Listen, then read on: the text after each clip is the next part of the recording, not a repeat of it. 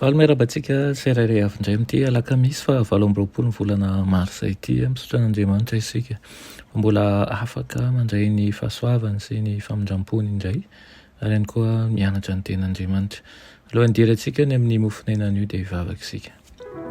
Iranay tsara indrindra zan-danitra mbola velom-pisaorana anao izahay satria avy aminao ny fofinaina, avy aminao ny fitahiana, avy aminao ihany koa izahay. Ary eto aniranay mandrakariva ianao vonina hanome ny mofinaina ho anay mba tsy hatorovana ny fananay. Koa mety aiza ianao Tompo hiteny manoloana anay hanavao anay mandrakariva ka hananay fanantenana ao aminao. Aminaran'i Jesosy, amen. Lohatenin'ny mofinainantsika androany dia manao fiarovana ao amin'ny fankatoavana.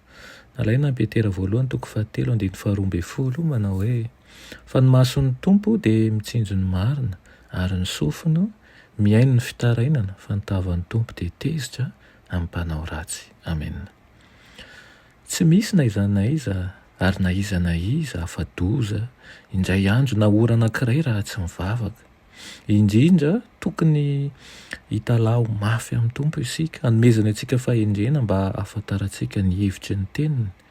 Abaribary ao ireo fandrika velaran'ilay mpakafanahy sy ny fomba azahoana manohitra an'izany amin'ny mpandresena. Havanana amin'ny fampiasana toko sy andinina amin'ny soratra masina ihany koa Satana, ka ny teniny ihany no nanazava ny teny izay antenainy fa tonga antsika ho tafitrona. Tokony handinika ny Baiboly amin'ny fofeny fanetretena isika ka tsy ho adinontsika mihitsy ny fiankinantsika amin'Andriamanitra. Raha eo am-piambenana tsy ho azon'ny fitaka Satana isika dia aoka hivavaka mandrakariva ampinoana hoe aza mitondra anay ho amin'ny fakam-panahy.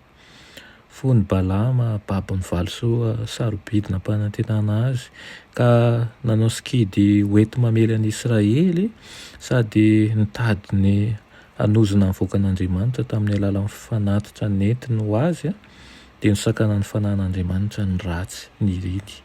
Olazainy ka voatery izy nanao hoe hataoko ahoana no fanozonana an'izay tsy nozon'Andriamanitra. Natoky tamin'Andriamanitra mivoaka Israely tamin'izany fotoana izany. Ary raha mbola nitohina ankatony lalàna izy dia tsy nisy herina teto tany na tany amin'ny elo afaka nandrisy azy. Ilay ozona izay efa tsy navela ny tonon'ny Balama tamin'ny voakan'Andriamanitra nefa dia tanterany tamin'ny farany tamin'ny taonany ampitaka azy ireo hanota. Rehefa nandika ny didin'Andriamanitra izy ireo dia tafasaraka taminy ka navela hahatsapa ny herin'ilay mpanjingana. Fantatry Satana tsara fa ny fanahosa indrindra izay mitoetra ao amin'ny Kristy dia mahery noho ny adiny tafiky ny maizina. Amin'ny fiankinana mpanetretena amin'Andriamanitra ihany sy amin'ny fankatoavana ny didiny, izany no misy fiarovana azo antoka ho antsika. Aoka tsy hisy hamita tena ka ino fa hamelany elony sy hitahy azy Andriamanitra kanefa izy manitsakitsaka ny anankiray amin'ireo fitakiany.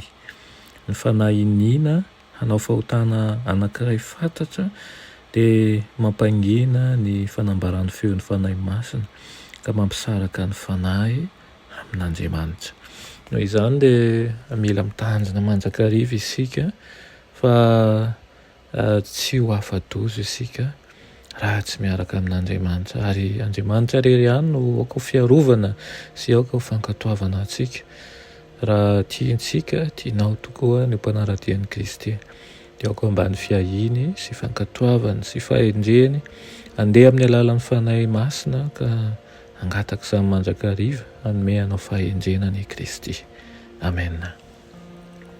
Iranay tsara indrindra izay an-danitra mbola misaotra anao izahay noho ny amin'ny fitiavanao anay, misaotra ny amin'ny fiarovana izay omenao mpanomponao tsirairay avy eto ary angatahana isan'andro izany dia ny fanahinao masina mba hitady-dalana anay, manoro anay fa eny fa ny zavatra voaka ny vavanay aza dia tianay raha avy aminao izany.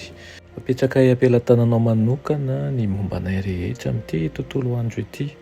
Aoka Tompo mba ny fitahianao sy fiarovanao ary ihany koa mba ny fanatrehanao ny zavatra rehetra.